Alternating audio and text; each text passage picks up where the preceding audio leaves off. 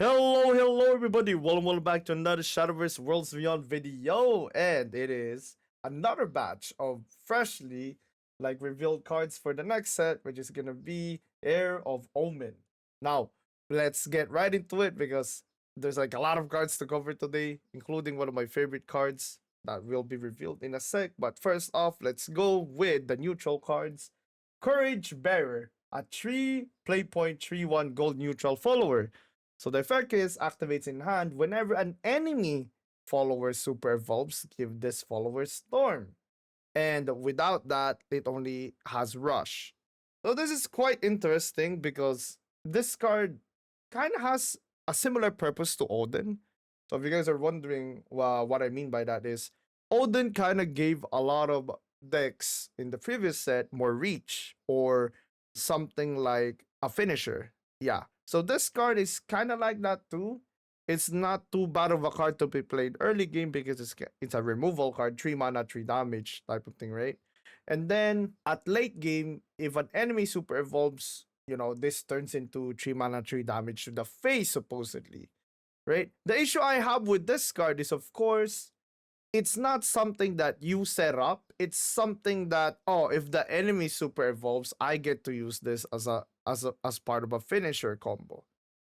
I I typically don't like effects like that personally, but of course, if you can set up turns where they're gonna be forced to super evolve, suddenly this card turns into something that they have to be careful of, right? It's like giving everybody a weaker version of Rage of Serpents because it's not as a spell or anything, it's a unit that has to go through the board to deal damage. So yeah, I would say pretty average card, right? But let's see what decks it enables and what decks would need like more for finishing games. And then for the next neutral spell we have, it will be like Tablet of Tribulations. Tablet of Tribulations, 3 play point golden amulet. It's a neutral as well. And the fanfare effect is banish all duplicates from your deck. And the engage effect is draw a card. It doesn't say that it requires an engage like a play point, so it's basically free. And it doesn't have a cooldown, so it's basically +1 draw every turn. Oh, what is this card good for? Number one, of course, it's Jerry support. If you draw this card, right, and the amulet is on the field, and then you play Jerry, then of course you get like an extra card per turn that it progresses the win con. So instead of like winning the game with Jerry in like 11 turns or something, you'll win it in 10 turns because you draw one extra card per turn. So that's interesting. And also, there's some applications to this, like Rodeo, because if you guys don't know, Rodeo summons an amulet from your deck, meaning it won't activate the fanfare. Meaning, like if you're playing Amulet Haven and like you pull this with Rodeo, suddenly you have a card that doesn't banish all your duplicate cards in your deck and also infinitely draws once per turn.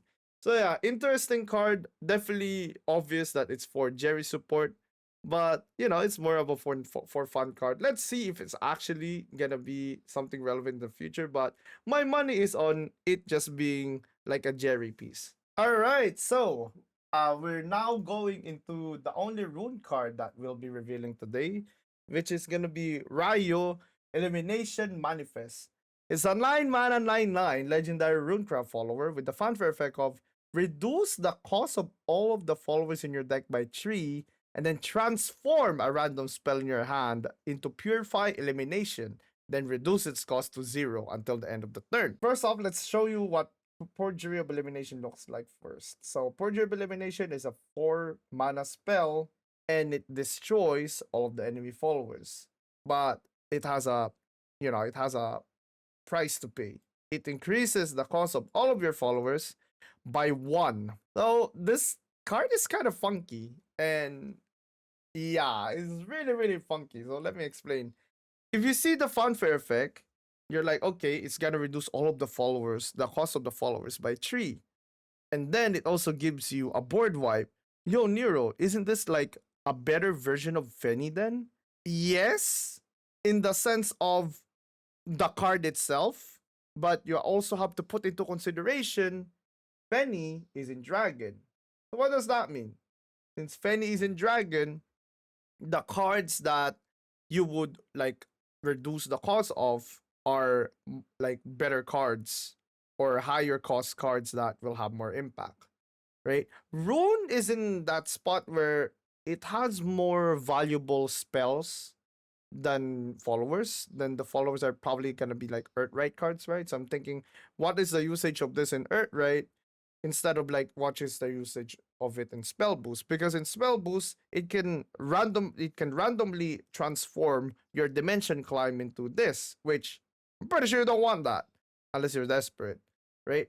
Another thing, of course, is the fact that this spell increases all the cost of the followers in your hand by one. And you're like, oh, wait, if you're playing spell boost, then that's cool then, right? This card is for us, right? The issue with that is if you have Cogitos in hand, it becomes unplayable. And like the only way for you to undo that is by basically having a play point if you're going second, or if you dimension climb the Cogitos into your deck and then you play another Rayo. And at that point, you're you're basically just losing, or you won't be able to do that anyway. So I think it's too clunky to be put into spell boost, and like the payoff for Earthright, I think is the only possible application, at least with what we have right now. Since they haven't released like a lot of cards per rune yet, we can't assume everything.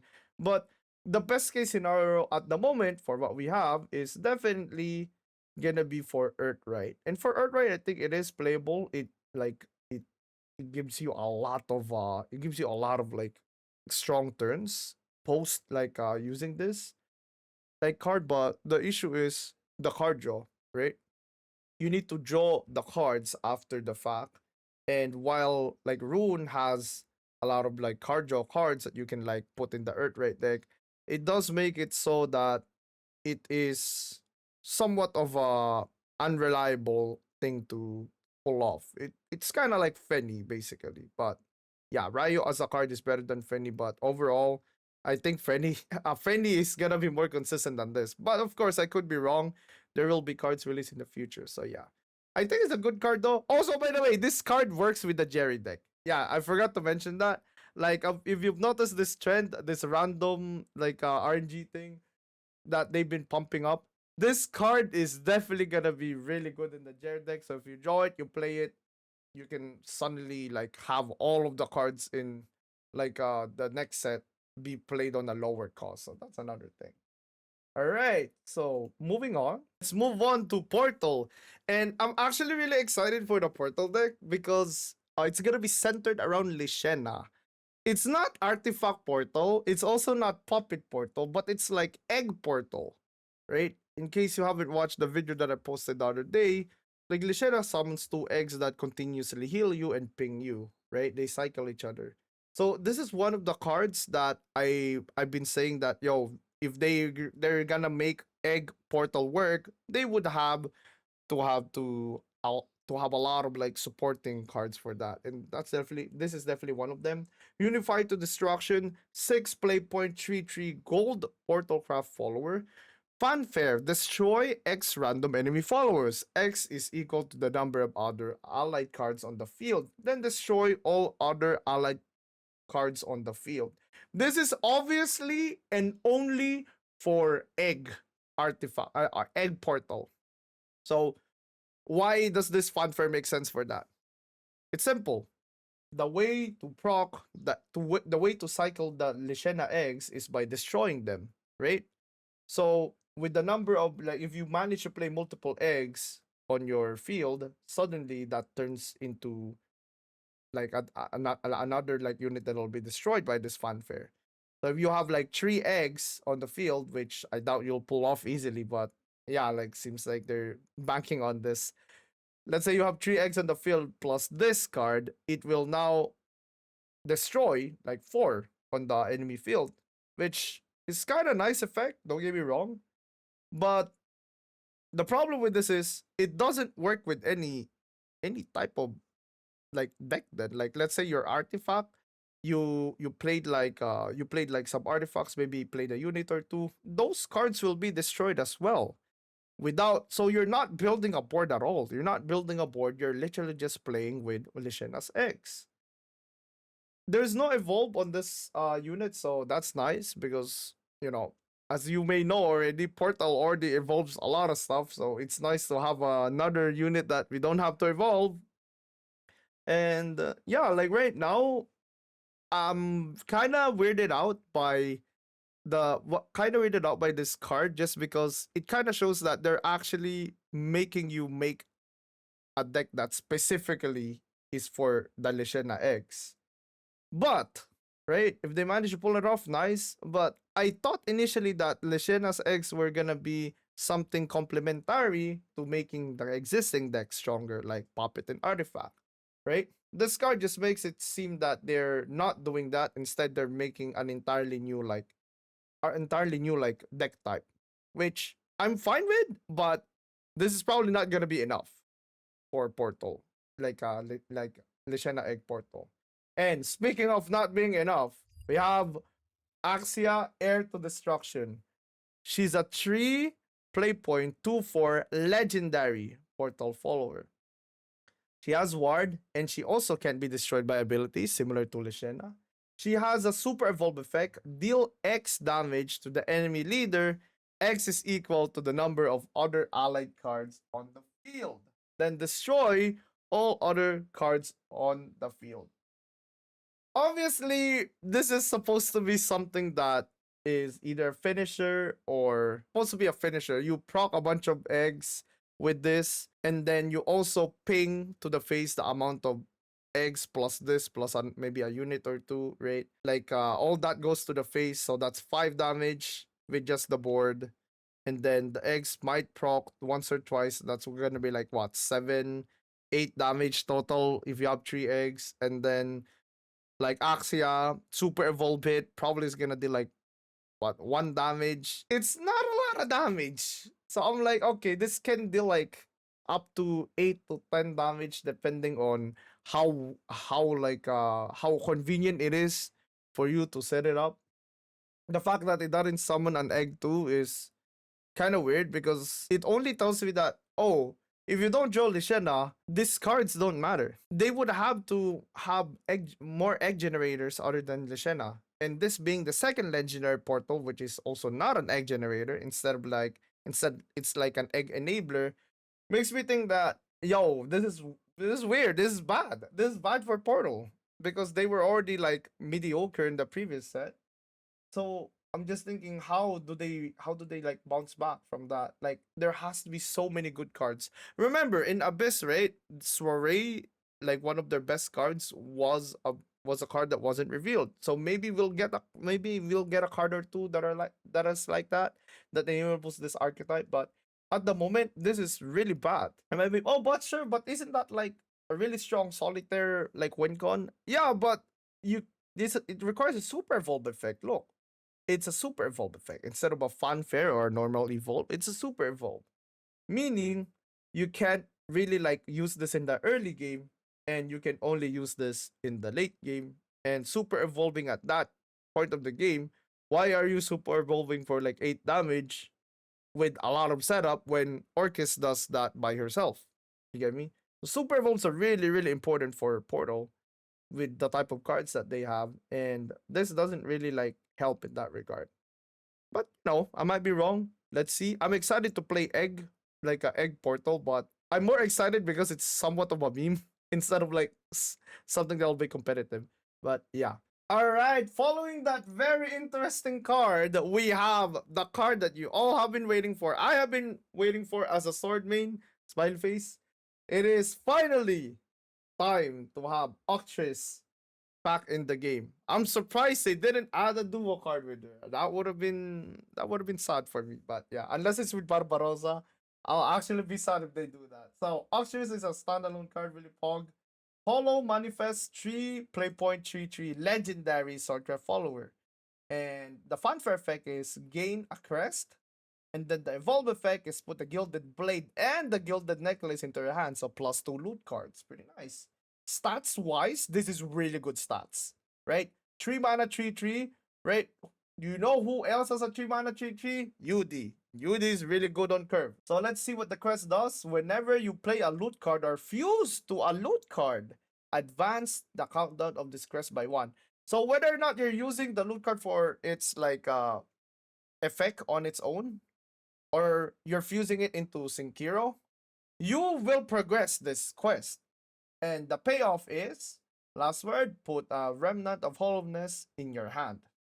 And it's a 1 mana legendary spell token that deals 4 damage split between all enemies. All enemies means that it can go face, which is really nice, right?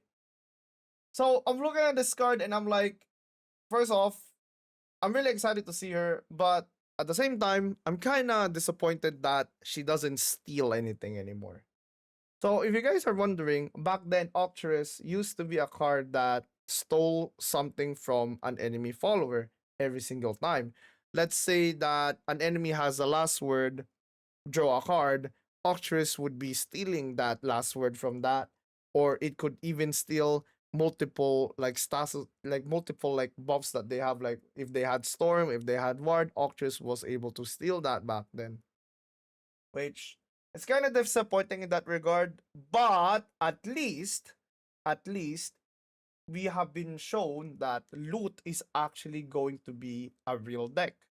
So what do I mean by that? They are giving us like followers like OCTRICE. So this with Albert, a loot deck with Albert would actually be really really fun. Whether or not it's in the aggro or the mid range like type of fastness would heavily depend on what cards will be paired with them. But at the moment, I think this is really good. Like I don't think they've released a bad card yet for Sword. And if they continue that trend, like especially if they get something as good as what Abyss got with their bronze card, then I'm excited. I'm really excited for Loot Sword. And I'm just waiting for Barbarossa, I guess. All right. That will be for Sword. Yeah, that's the only thing they revealed Sword for. All right. So we are now with Dragon. I'm really excited to cover Dragon because Dragon lately has been getting a lot of attention. Of course, since it's one SBO and all that. And it has been the common like narrative that Dragon is a bad craft. With Galmew, they're also pairing her with this legendary called Adrafit, Heir to the State. The 9 mana, 5/7 legendary Dragoncraft follower. And the fanfare is do this 3 times. Deal 2 damage to all of the followers. 3 times. And when this follower takes damage but isn't destroyed on your turn, deal 1 damage to the enemy leader. So it's a 9 mana, deal 6 damage to the entire field, right? Also, dealing 2 damage to all followers and then like having them on separate instances means that it clears last word too. Like zombies. When the follower takes damage and isn't destroyed, which he literally does it until like he has 1 HP, that means it does 3 damage to the face. And if you super evolve him, he goes back to full health. And not only that, he's not just gonna be like 7 HP, he's gonna be 10 HP. He's gonna be an 8/10, right? And he's a ward as well. And he's gonna do it again. And remember the interaction with Super Evolve? When you Super Evolve a unit, it doesn't take damage to your turn. But getting pinged like this still counts. So you can do is slam this card and Super Evolve it. It will ping 6 damage to the enemy face and also clear the board, which is kind of insane. I'm pretty sure after the fact that you Super Evolve this unit, there's not gonna be anything on the board besides him because of the amount of like dealing damage to all followers it's doing. So the way I see this is literally 9 mana, 8/10 ward, clear the entire board including your own, and deal 6 damage to the face.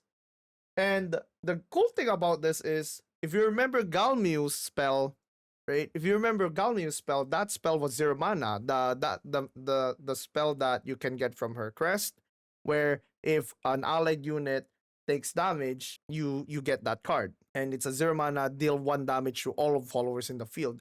So you can add even more ping to the face if you pair it with like Adra. So Storm, like this could be good on Storm. This could be good on any actually. This could be good in any like a dragon deck that isn't aggro. Just because of the fact that it's a board wipe and it also progresses the face. Galmew in this card I think might put Dragon at bare minimum tier 2. Based on what we have right now and how the meta is shaped at the moment, Sword is literally going to cry fighting Dragon. They can't stick anything on the board. They won't be able to. There's too much AoE. There's too much AoE, and also coupled with the fact that if you put in the current mid-range sword deck against like the new dragon cards, they literally can't stick a board and they can't like heal, so the pings actually matter. Right? Of course, there's gonna be loot sword next set, but I'm just like speaking in a way that this is the only context that we have for determining the power level of these cards. So really, really strong card. I think this is a must craft if you're playing the Galmew, like dragon deck. I'm definitely gonna try that on day one, and yeah, I hope they release more cards like this for Dragon actually, which they actually did already, like prior to releasing that card, because we're also going to talk about Rage of the Azure Flame. It's a 1 play point gold Dragoncraft spell that you need a follower, of course, in the field. Select an allied follower, deal 1 damage to it. And after the fact that you deal 1 damage to it, deals 3 damage to random enemy follower. Random enemy follower, people might say that, oh, random is bad. Not really. It being a 3 damage to a random enemy follower after the fact you did all that AoE, you can use this card to kill any pesky ambushes. Yeah. If killing like the entire board isn't enough for you, you can also kill like ambushes. If there's like a Rona there that's still alive after like 6 damage AoE, maybe you can kill it with this. Right? And since it procs the crest again, it gives you even more value to keep clearing the board. And if you do this to the card that I just showed you, and this is also gonna be 1 damage to the face. So 1 mana, deal damage to a random enemy follower, can synergize with Galmew and Azra, and in Overflow, it also draws a card. All of that effects with 1 mana. This is a great card, right? It's weaker in the early game because the applications are less and you don't get the cardio in the early game. But when you get Overflow in the middle part of the game, holy, this is one of the most efficient cards they've released for Dragon. It's insane, right? Like people will be asking, oh, where's the Dragon love? Well, here it is. I won't be surprised if Dragon's gonna be in tier 2, tier 1 range next set. Yeah, and if they aren't, then they probably just release something way worse, because this is super insane for me. After seeing this, I'm just like thinking, how the hell is Sword gonna stick a board with this? But then again, they're loot. They don't have to, they don't have to like print infinite boards to win. So that's interesting. Sword is turning into like somewhat of a combo deck, right? And then Dragon turns into like one of the best anti like a swarm decks in the game with the Galmu Ajra. So yeah, hella excited for Dragon as well. So yeah, like that will be the last card that will be revealing for Dragon though. Next up, we have Havencraft. Alright, so Havencraft. We have Supplicant of Repose, 3 mana, 1/4 Havencraft follower. Fanfare, gain crest, Supplicant of Repose. It's a ward, a 3/4 ward that has a cooldown 4 on the crest. At the end of your turn, if allied followers didn't attack, restore 1 defense to your leader. This is kind of weird because typically restoring a defense to your leader is only good in the early game if you're facing aggro. Typically, the game starts with you fighting for the board. And yeah, this is a weird card. Really weird card. 4 HP, 1/4. Ward is really strong stats.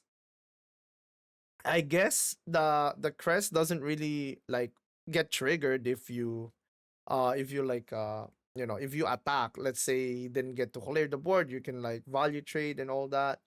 So we don't really like get the heal, so the heal doesn't really matter. It's more so a good statted character. But I can't help but think that, Pacifist Haven is something that I can't grasp yet. So seeing these cards are kind of weird for me. So I can't really like rate this card. It is a crest that helps out the cards that they released prior. But yeah, I can't really see it all coming together yet. And you'll see like what I mean with the other cards that they will be like releasing from this point. And next up, we have the Saint's Flash, a 4 play point bronze Havencraft spell. Deals 3 damage to all enemy followers. As a turn 4, by the way, that is one of the best effects you can have as a turn 4, in my opinion. It's better than Divine Thunder, unless you're fighting Forest or something. So 3 damage to all enemy followers. It's anti-swarm. Aggro might have a hard time this like set because of all this very, very anti-aggro cards. Might be like a control angle, which means Rune might be a very scary class. They don't even need to have they don't even need to change their deck and they might still be scary. Enhance 8. Draw 3 cards and restore 3 to your leader. This is a good card, I would say. They don't have a solid turn 4, and this is a really solid turn 4 defensive play. And on turn 8, it's also going to be board wipe draw and restore. So it's a card that gives you value. It's also a card that prevents you from getting swarmed. I like it. I really like it. The question is more so, what is this gonna mean for Havencraft? Like, is every single craft going to use this? Is this just gonna be another pacifist card? Is this gonna be something that supports like Storm? Like, I can't really tell which card, like which deck this card is going to be used on.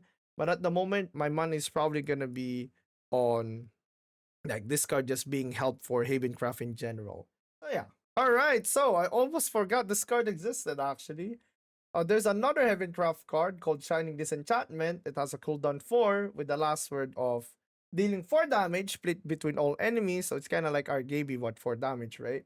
And then restore 4 defense or leader. It's a 4 play point golden amulet card. The engage effect is in advance this amulet's count by X. X is the number of quests you have.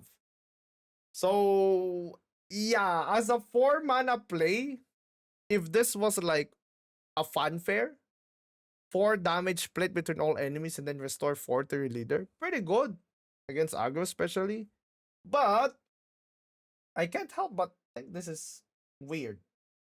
Because there's like a 4 mana card that literally just deals 3 damage to the entire board. That could be up to a 15 damage card. It doesn't restore the health, don't get me wrong, but it's a better effect on the board. Yeah, that spell is a better effect on the board. So I can't tell what this amulet is for. It looks like it's supposed to synergy with the Melvin one, right? Like with that card because it's based on the number of crests you have too. But can't help to think that this is like way too slow or it doesn't really like do anything besides stall. Moving on to the next Havencraft card, we have a combination of 2 amulets that we all know already. This is called the Wing Line Statue. It's a 3 play point silver Havencraft amulet with a cooldown 3. Last word, summon a Holy Falcon and a Holy Flame Tiger. So if you guys don't know what these 2 like holy animals are, the Falcon is from the 1 mana amulet that we already have, and the Holy Flame Tiger is from the 2 mana amulet that we already have. So we're gonna get like a 2/2 storm, and also a 4/4 rush. The cooldown is 3 though, so it takes quite a bit before they get up, but it's definitely gonna be for supporting Storm Amulet Haven, which is a archetype that I'm happy they're still supporting because they're definitely far from completion. Yeah, we need more amulets. We need more relevant amulets that work with John. And this is definitely like a card that points towards that. Whether or not it's gonna be an OP card or not, I think depends on how good Storm Amulet Havencraft is in general. But yeah, this is definitely gonna be one of the cards that you'll be putting on that deck. And we have the last Havencraft card that we'll be talking about. It is another pacifist piece called Unifier to Repose. It's a 5 play point 2/4 gold Heavencraft follower. Fanfare is destroy an enemy follower, so you don't need an evolve effect. You don't need to evolve it like Ronnie, right? And you also gain a crest with it. The crest is cooldown 4 at the end of your turn. If allied followers didn't attack, draw a random follower with 4 defense.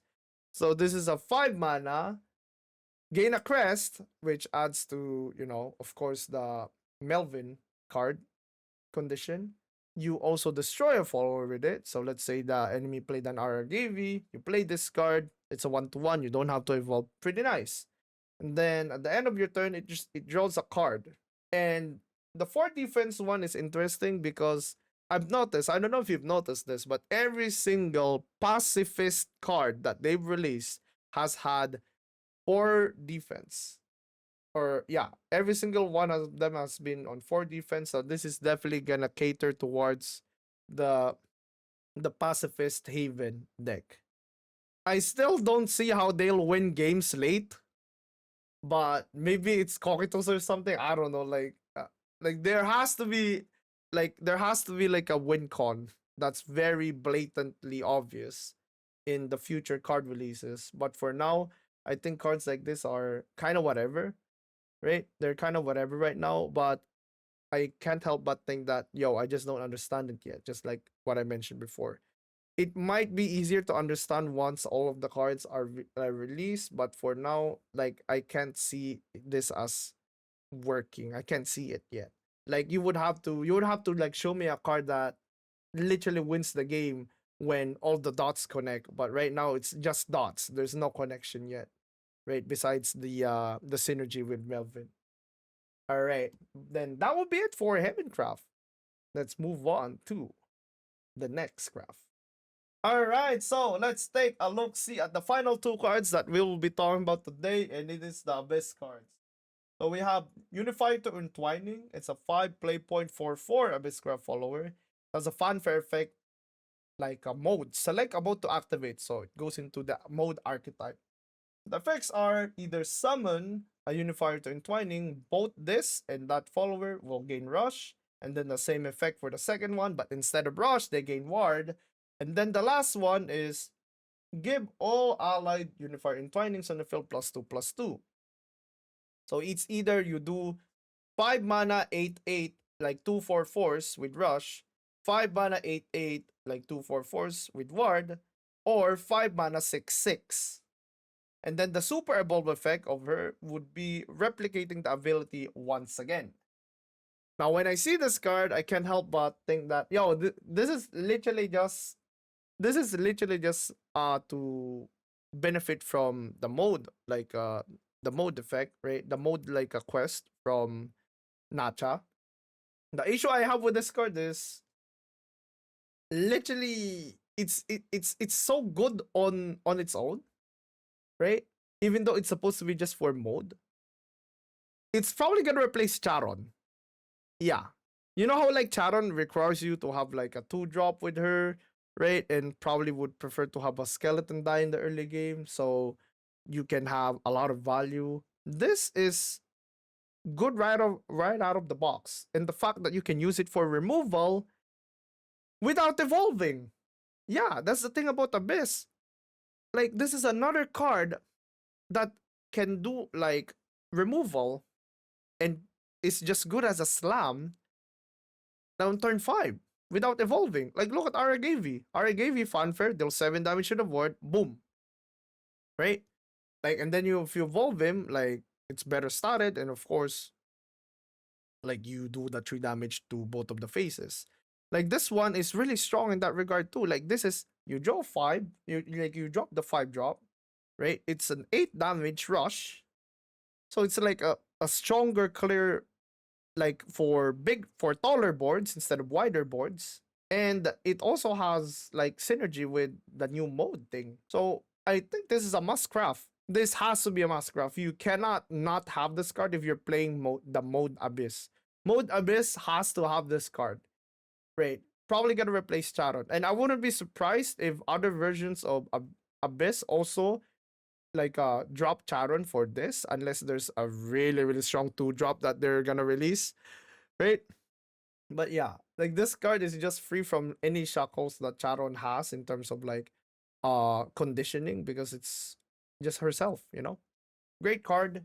And another Abyss card that has mode will was also released. It's called Screaming and Loading. It's built by Igni, as you can see. Really nice. The effect is select 2 modes to activate. You either recover a play point, draw a follower, like draw a 3-cost spell, or deal 4 damage to a random enemy follower. This is interesting because it kind of reminds me of that 2-drop card that has an effect of reanimate 2 or draw a follower. But instead of like a 2-mana, this is a 3-mana versions, and you get to choose 2 modes. With the quest, you get to choose 3, because that adds 1 more mode to it. So recover a play point, draw follower, draw 3-cost spell. You can like use this spell as a 3-mana draw 2, similar to the castle. If you remember the amulet castle, the entwining castle thingy, you can use that as a 3-mana draw 2. And this is also a card that can be used to do a 3-mana draw 2. So the card draw for like mode Abyss is actually a lot better than the current mid-range Abyss, right?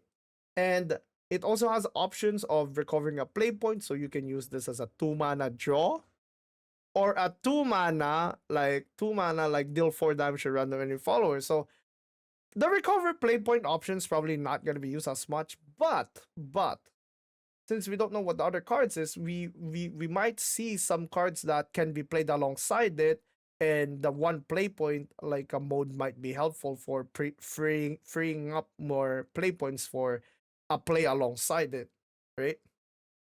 4 damage though to a random enemy follower is a 3-mana card, and you also draw a card might be nice, since typically turn 3 means that you're dealing with 4 HP units, as you can see from all the Havencraft cards, right? So you can destroy that while also drawing, which is nice, right? That's a really nice, like with context, right? When I first saw this card without seeing the Havencraft cards, I was thinking, yo, like what is that 4 damage for, right? Like typically it's 3 damage in that. But then you see like all of these cards, also like cards like well out 4 HP, you can now kill them and then draw a card at the same turn. So good card overall. Definitely gonna see it in mode. How many of this you're gonna see in mode is probably gonna be the question, and whether or not there's gonna be better cards to run at turn 3. And that would be it for the releases so far. Let me know in the comments below what you think about these cards. Overall, I think that it's promising. Loot Sword looks fun. Dragon looks fun. Jerry looks more fun because the cards that they've been adding on the Jerry deck like synergizes. Portal looks fun, but it looks weak. Yeah. Heaven looks weird, but it's just because I don't understand it, I think.